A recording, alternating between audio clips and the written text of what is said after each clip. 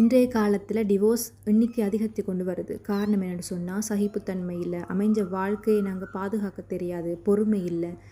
இதெல்லாம் எங்களோட பிள்ளைகளுக்கும் நடக்காமல் தவிர்க்கணும்னு சொன்னால், நாங்கள் சின்ன வயசுல இருந்தே பிள்ளைகளுக்கு உயிர்களோட முக்கியத்துவம், அதோட வாழ்க்கையோட பெருமதி இதை பிள்ளைகளுக்கு சொல்லி சொல்லி நாங்கள் வளர்க்குறத விட, நாங்கள் அதை செயல் மூலமாக அவங்களுக்கு ப்ராக்டிஸ் கொடுக்க வேண்டும், ஸ்கில்லை வளர்க்க வேணும்.